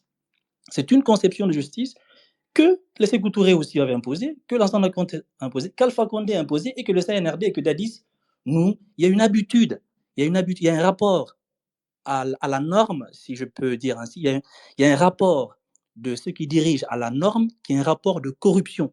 Et ça, Moi, je ne dis pas que c'est bien ou c'est mauvais. Ça a été comme ça et c'est comme ça. Donc, c'est un constat, c'est un fait. Maintenant, la question pour nous les Guinéens, c'est de savoir si est-ce qu'on va comprendre ce fait et de savoir comment nous engager dans une dynamique de rupture, même avec ce procès du stade, hein. C'est pourquoi je pense qu'il faut aller plus loin. Il faut qu'on ne se limite pas simplement à des conclusions juridiques. Il faut que le politique, l'institutionnel, la question de la gouvernance prennent le relais de l'analyse pour comprendre les va-et-vient du CNRD dans ces questions de justice. Alors même qu'on rend justice d'un côté, l'autre côté, on a 47 morts. Alors même qu'on laisse faire la justice, de l'autre côté, on a la CRIEF qu'on instrumentalise, on a des jeunes qui sont arrêtés dont personne ne sait où ils sont. Des gens qui sont tués dont personne ne sait c'est quoi la cause. Vous voyez, donc je pense qu'il y a cette dynamique de l'informel, cette dynamique autoritaire, de l'arbitraire qui régit les pouvoirs dits publics, qu'il faut prendre aussi en compte et ne pas simplement y voir la tenue de ce procès comme étant une contrainte que la CPI. Moi, franchement, je ne pense pas qu'il y ait une contrainte et que vous allez voir, là où la junte actuelle pourrait être inculpée ou pourrait être engagée, elle n'ouvrira jamais ce type de procès. Et pour terminer, un autre cas, voyons voir ce qui s'est passé avec la SONAP, Amadou Doumbouya, qui est accusé de corruption, qu'on a démis de ses fonctions, mais qu'on n'a pas jugé, alors que toutes les preuves étaient là. Donc, ce n'est pas une séquence de justice, Maître Konaté, c'est une justice façonnée par le CNRD selon le pouvoir des armes, parce qu'il détient le pouvoir de dissuasion. C'est malheureux, enfin, c'est malheureux. C'est l'histoire de la Guinée, et voilà. Très bien. Merci beaucoup. On va profiter encore une fois. Oh là, elle est partie encore parce que Alimatou Kamara était venue tout à l'heure. Mais la qualité de la connexion de façon générale et puis le son qui est désagréable, tout cela est dû à la qualité de la connexion. Je suis extrêmement désolé. Alimatou Kamara était là pendant que vous étiez en train de parler. Elle a dû chuter encore. J'espère qu'elle va remonter. Monsieur le ministre, Amadou Sadio est en train de dire aujourd'hui que de façon générale, la justice, y compris à l'époque de Alpha Condé, cette procédure ne s'est pas tenue malgré vos efforts. Et ces efforts, bien évidemment, n'ont pas été couronnés parce que, entre-temps, vous-même, vous avez démissionné. Et depuis, le président Alpha Condé lui-même a été renversé par la junte. C'est vrai que la procédure n'a pas abouti sous Alpha Condé. Vous avez mis en avant aujourd'hui des contraintes politiques et bien d'autres. On peut estimer également avec Amadou Sadio que ce procès ne s'est tenu sous l'époque de la junte de Mamadi Doumbouya que parce que ce procès, encore une fois, ne gênait en rien ni Mamadi Doumbouya, ni les caciques de son régime. Et Amadou Sadio est en train de nous dire de façon générale, cette dynamique de justice est corrompue en Guinée, corrompue au sens de elle est rouillée, elle est verrouillée en Guinée, parce que les gens les régimes ne déroulent la justice que lorsque la justice ne les gêne pas du tout. Est-ce que c'est votre opinion aussi, monsieur le ministre? Écoutez, j'ai écouté attentivement mon jeune frère Amadou Sadio et je partage quasiment tout ce qu'il a dit, hein. À quelques degrés près, il a tout à fait raison. Il a fait une analyse à la fois, il n'est pas juriste, mais il a fait une analyse à la fois juridique et sociologique sur la situation politique et institutionnelle en Guinée. Alors, pour revenir sur ce procès, il est vrai qu'il ne faut pas être naïf non plus. On n'est pas né hier. Il est évident que le CNRD a utilisé ce procès-là pour se faire valoir auprès de la population, quelque peu auprès de la communauté internationale. Je dis ça, je crois que j'avais dit dans une émission de radio il y a quelque temps de ça. Donc, il ne faut pas être naïf. Et le fait que la justice soit instrumentalisée en Guinée, c'est vrai aussi. Mais là, ce n'est pas que la Guinée. Je dis, vous voyez ce qui se passe au Mali, même la Côte d'Ivoire, même le Sénégal, je suis bien placé pour vous le dire. Et quels que soient les pays d'Afrique, il y a une forme d'instrumentalisation qui est tout à fait claire. N'en parlons pas du Cameroun, du Togo, puis je peux vous citer avec des exemples précis. Alors, il faudrait qu'au-delà de la Guinée, que tous les pays d'Afrique en sortent de ce schéma, hein, bien entendu. Alors, l'exemple, c'est le capitaine Sanogo du Mali, et il n'a jamais été jugé. quasiment. Hein. Et lorsque Konaté était ministre de la Justice, a fait ce qu'il pouvait faire, mais là aussi, ça n'a pas pu aller plus loin. L'exemple de la Côte d'Ivoire, après la guerre civile, en Côte d'Ivoire, il y a eu des crimes abominables qui sont produits. Il n'y a pas eu de justice nationale. Donc, on peut citer beaucoup d'exemples. Moi, je m'en tiens au fait que, nonobstant ce que mon compatriote Amadou Sadio a dit, le fait que ce procès a eu lieu est une bonne chose pour la Guinée et pour l'avenir de ce pays et pour, à minima, une espèce de lutte contre l'impunité qui existe dans ce pays depuis 1958. Sékou Touré, depuis 1984, Lansana Conté, depuis 2008, depuis 2010. Il y a une situation d'impunité sur Alpha Condé aussi. Je suis bien placé pour le dire. Mais quand on dit ça et qu'on croise les bras, évidemment, ça ne résout pas les problèmes. Il faut le dire. Moi, je l'ai vécu sur place. Mais il faut essayer aussi de lutter contre, et chacun avec les armes qu'il possède, bien entendu. C'est pourquoi je pense qu'il faut saluer la tenue de ce procès. Nonobstant tous les acrimonies que ça comporte, ou en tout cas l'instrumentalisation dont ce procès a fait l'objet, ce qui est vrai, hein, il ne faut pas non plus être naïf et tout. Alors, à partir de là, moi, ce qui m'intéresse, c'est l'avenir de ce pays. Sadio a raison également. Actuellement, rien ne marche en Guinée. La justice semble est instrumentalisée, bien entendu. Et on voit comment la CRIEF, moi qui étais content, en tout cas il y a 2 ans quand la CRIEF a été mise sur pied, j'ai salué ça et officiellement devant des chaînes de radio. Et puis, progressivement, on a vu les dérapages, on a vu un peu ce que ça donne actuellement et on est à même de s'interroger. Et à côté de de la CRIEF, il y a d'autres pans de la justice qui posent également problème actuellement en Guinée. Mais malgré tout ça, il faut continuer à avancer. Et il y a actuellement des enlèvements de personnes, notamment les 2 jeunes de la société civile qui sont enlevés, et le gouvernement nous dit qu'ils ne savent pas où ils sont. Et le procureur général a fait un communiqué là-dessus. Heureusement que le barreau a pris sa part de responsabilité et là-dessus. Bon, tout ça, on attend de voir. Donc, il est évident que le pays est sur un mauvais chemin actuellement et je pense que nous allons directement vers le mur. Si dans les semaines, dans les mois à venir, il n'y a pas un changement radical en Guinée, et je crains fort pour mon pays que j'aime beaucoup. Alors, il ne suffit pas de dire ça. Et chacun doit avancer sur le terrain qui est le sien. Moi, mon terrain, il est judiciaire, il est juridique. Et bien entendu, à l'UNITAR, nous travaillons sur pas mal de gouvernance judiciaire dans beaucoup de pays. J'ai fait des séjours au Rwanda, j'ai fait des séjours, là je rentre comment s'appelle ce pays-là, un pays d'Europe de l'Est. Alors, il est évident que on essaye de voir, mais pourquoi précisément dans nos pays d'Afrique de l'Ouest, on a cette carence en matière de gouvernance? Parce qu'il dit mauvaise gouvernance, touche le judiciaire, forcément. Et c'est la question, le sempiternelle question qui s'oppose en Guinée, et la gouvernance fait que la justice ne marche pas. Et là, il faut que chacun s'y mette pour que les choses avancent et tout. Je pense qu'il y a des magistrats de qualité en Guinée, contrairement à ce que pensent certains. Il y a des magistrats de qualité, il y a des avocats de qualité et tout. Il y a des structures de qualité également. Il y a un conseil supérieur de la magistrature que j'ai mis sur pied en Guinée. Alors, c'est vrai, ça, tu as raison. Il ne marche presque pas comme on voudrait l'être, mais la structure existe. Donc, voyez-vous, il y a une question d'homme, il y a une question de volonté, et puis il faudrait à un moment donné que, plus concrètement, les choses puissent vraiment avancer en Guinée. Mais pour l'instant, on n'en prend pas le chemin, malheureusement. Et j'espère que les Guinéens vont se donner la main pour que les choses puissent être reprises dans ce pays. Brigitte, c'est d'autant plus paradoxal en Guinée aujourd'hui, par exemple, que Dadis Camara et l'ensemble du régime, de son régime, est poursuivi aujourd'hui pour des faits graves liés justement à de la violence politique. Mais au même moment où on parle, la violence politique sévit en Guinée. Il y a 2 opposants majeurs qui ont été enlevés dans des conditions abominables et qui sont gardés aujourd'hui au secret sans qu'aucune autorité judiciaire ne soit saisie et sans qu'aucune autorité judiciaire ne soit non plus alertée.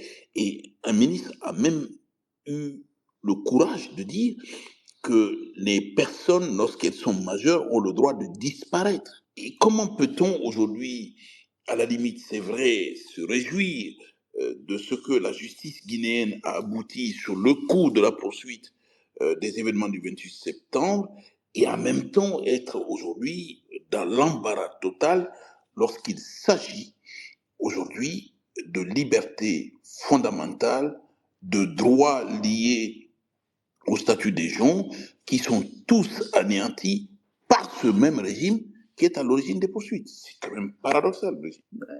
Tout à fait. Et c'est ce qui est inquiétant, c'est que le côté d'exemple qu'on aurait espéré de ce procès semble ne pas jouer, ne pas inquiéter les gens qui sont au pouvoir aujourd'hui.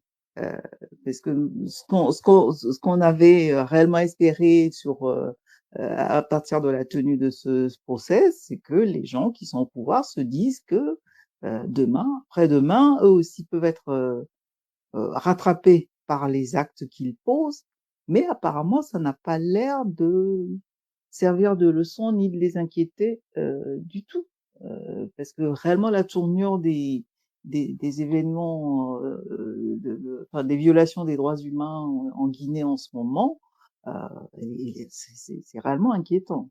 Et en même temps, ce procès s'est tenu et on aurait pu dire, bon, plus jamais ça, parce que maintenant tout le monde sait que à un moment ou à un autre, il peut y avoir des poursuites judiciaires.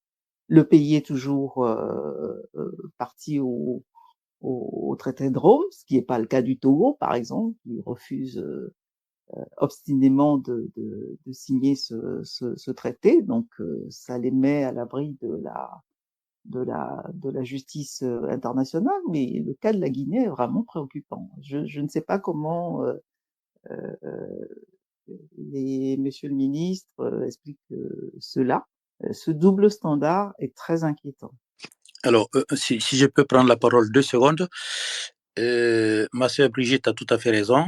Il est évident que pour nous autres Guinéens, je pense que Sadio sera d'accord avec moi, c'est un cri de cœur. C'est un peu le paradoxe guinéen. C'est-à-dire que d'un côté, on organise ce procès dont tout le monde attendait, dont tout le monde a salué, en tout cas au départ. Et puis, parallèlement, il y a des enlèvements de citoyens. Il y a les 2 jeunes du FNDC, mais il y en a d'autres. Et qui sont enlevés, et puis on ne sait pas qu'est-ce qu'ils sont devenus. Et il y a une justice en Guinée. Et là, effectivement, je m'en garde les autorités guinéennes. Ça, c'est ce chemin qui a été emprunté, et ça va mal finir, forcément. Parce qu'un peuple ne peut pas rester les bras croisés en voyant ces violations caractérisées des droits humains se produire en toute impunité. Et c'est le paradoxe guinéen, effectivement, que Sadio a bien retracé, et à la fois sur le plan sociologique et politique. Xavier Jean, peut-être une réaction sur ce paradoxe guinéen. Le régime qui est en place poursuit pour des crimes de 2009, et ce régime lui-même est à l'origine, en tout cas, est présumé être à l'origine de crimes aussi abominables que ceux qui sont poursuivis. Tout à fait. Voilà, allez-y. Oui, rebonsoir tout le monde. Je vais pas réagir, je suis pas un observateur de la Guinée, moi. Je suis un observateur international de ce qui se passe, et ce qui se passe en Guinée concerne le monde entier. Et les faits qui sont passés ne peuvent pas nous laisser indifférents.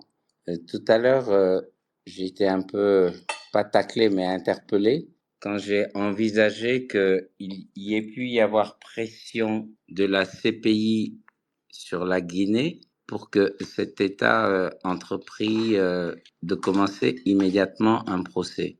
Oui, ça a été une pression, que ça plaise ou pas, ça a été une pression. La CPI n'a pas de police, elle n'a pas de gendarmerie, elle n'a pas d'armée. Elle vit de coopération. Quand un de mes prédécesseurs a pris comme exemple le Soudan, mais il y a eu un mandat d'arrêt contre Hassan Omar el-Bashir depuis 2009. Mais il était président en exercice. La CPI n'avait aucun moyen Et actuellement, vous le voyez, avec un mandat d'arrêt qui existe contre le président Poutine, il faut se fier à la coopération. Ça ne veut pas dire qu'on n'a pas de moyens ou que c'est la faiblesse. On n'a pas d'armée pour arrêter quelqu'un, mais quand on a enquêté nous-mêmes, on a besoin de personnes pour commencer un procès, surtout si les personnes sont arrêtées. La Guinée aurait coopéré, forcément, puisqu'elle les a arrêtés.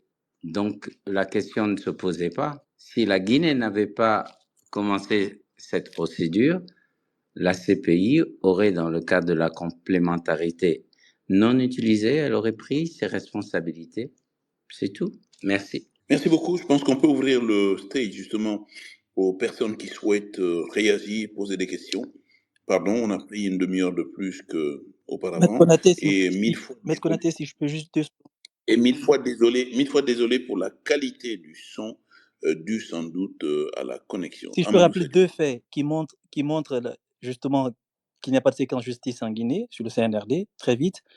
Je ne sais pas si si les auditeurs et auditrices se souviennent de la première garde de sceau qui a été nommée par le CNRD. Je pense Fatoumata Souma, je crois, ouais, qui a été démis de ses fonctions de manière autoritaire et arbitraire pour des questions justement liées à l'indépendance de la justice, où elle avait une tension avec l'actuel, enfin le nouveau, désormais le général Amara Kamara. Le CNRD a pris une décision parce que la ministre voulait garantir l'indépendance du département, a pris une décision de la démettre de ses fonctions. On est passé à autre chose. Deuxième élément, c'est Maître Moriba Koné, le second ministre de la Justice qui a précédé Charles White.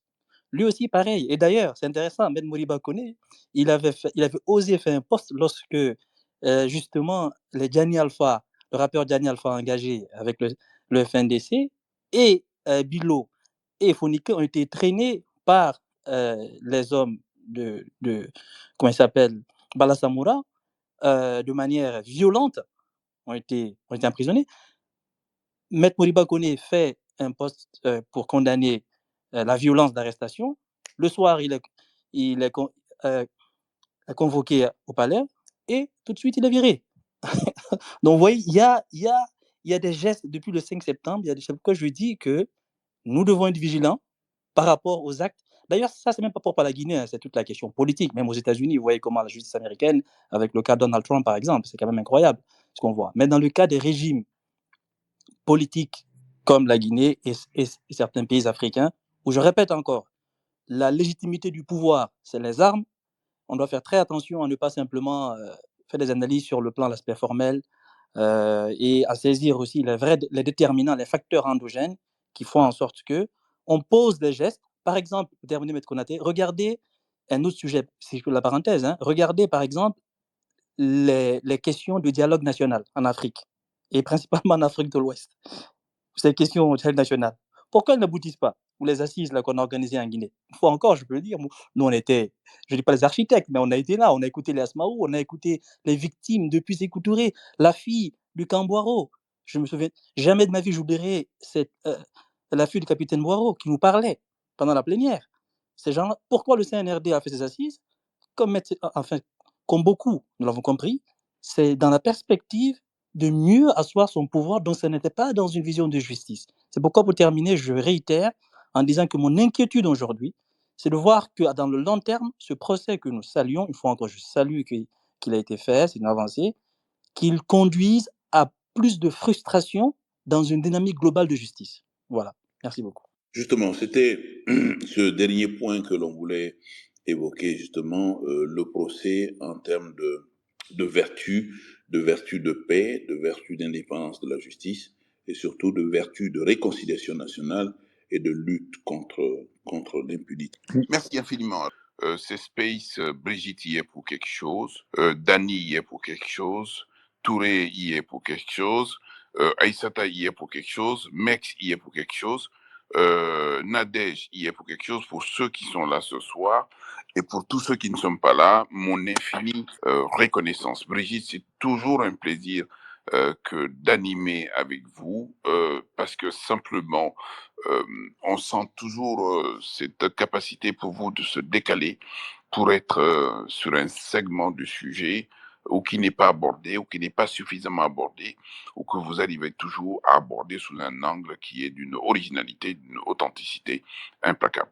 Un grand merci à Amadou Sadio qui nous fait partager non seulement sa spécialité de politiste, mais doser également de sociologie avec cette connaissance de la Guinée dont lui seul est capable au regard justement des nombreux travaux qu'il a menés sur la Guinée, au regard de sa participation dans pas mal de forums de Guinée ou concernant la Guinée et au regard de cette capacité de mener de la recherche dans des segments clés qui lui permettent aujourd'hui de nous donner de la substance. Bien évidemment, mon excellent confrère Almami Samori Traoré, qui nous fait la gentillesse de venir ici, est un excellent confrère que j'ai connu en Guinée, avec lequel je partage pas mal de choses, et dont j'ai loué véritablement le courage d'être présent dans cette procédure et d'être du côté qui n'était pas le plus facile, mais surtout de s'être battu pour arriver à ce résultat. Et ce résultat de la construction de l'état de droit est aussi le mérite qui te revient, Almami, parce que tu es le confrère de Guinée qui est présent donc sur ce space-là. Un grand merci à mon excellent confrère et néanmoins grand aîné qui m'a vu tout petit, Xavier Jean Keita, et avec lequel j'ai non seulement des liens cordiaux, des liens confraternels, mais surtout des liens de grande amitié liés au fait que nous sommes tous les deux descendants de Sundiata Keita, lui un peu avant moi, et puis tous les deux, nous sommes fiers justement de rappeler cette appartenance au Mandé et de rappeler cette appartenance justement aux traditions du Mandé que je viole de temps en temps en manquant de respect à mon excellent confrère aîné, mais il ne m'en voudra jamais. Alors, une grande amitié, une grande affection vis-à-vis de Cheikh Sako, dont je salue d'abord le mérite, dont je salue le courage, et dont je salue l'abnégation également. Cheikh Sako, je le connais aujourd'hui, je ne sais pas depuis combien de temps, un peu moins vieux que Xavier Jean Keita, mais je le connais suffisamment bien. D'abord pour partager une amitié avec lui, ça ne se dément pas, et en même temps pour avoir été garde des Sceaux avec lui et participer à des conseils des ministres, notamment de l'OADA à Conakry, où on a eu l'occasion justement de signer, de parapher ces actes importants, mais en même temps, j'étais tout fier de lui lorsqu'il a décidé de prendre du recul par rapport au gouvernement, en tournant le dos justement à ce gouvernement, parce que simplement il était question d'un troisième mandat, d'un ensemble de choses qui ne pouvait pas cautionner. Tu ne peux savoir, Cheikh Sako, combien j'ai été fier de t'avoir ici et combien je me suis réjoui de ta participation justement dans le cadre de ce space. Pour simplement vous dire la question du jour et puis vous rappelez donc l'origine du mot qui a été prononcé et que nous prononçons tous sans trop savoir d'ailleurs quelle est l'origine et la signification du mot.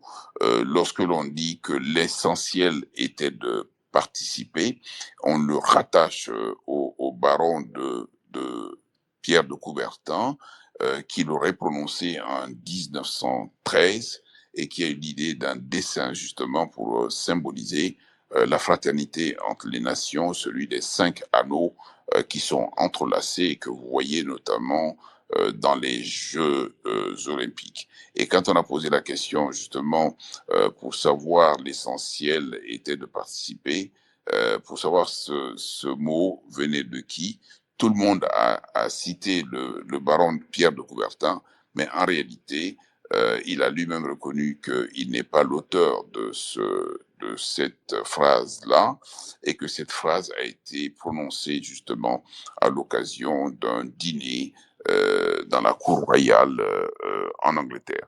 Donc, pour la Guinée, l'essentiel, c'était de participer à ce procès-là. Pour la Guinée, elle a réussi ce procès-là. Pour la Guinée, il n'y a pas de procès sans faute, il n'y a pas de procès sans manquement, il n'y a pas de procès sans difficulté. Mais c'est d'autant plus important que c'est la première fois que ce pays a décidé non seulement de poursuivre des crimes politiques, mais en même temps obtenir aujourd'hui jugement pour les victimes. peu importe ce qui va arriver demain, ce qui est le plus important aujourd'hui, c'est que ceux qui semblent être vaincus judiciairement et ceux qui peuvent avoir l'impression d'avoir vaincu soient capables de prendre en compte que cette démarche de procédure résulte d'abord de l'exemple. L'exemple contre l'impunité, l'exemple contre l'absence de justice et l'exemple contre la superpuissance de ceux qui sont au pouvoir.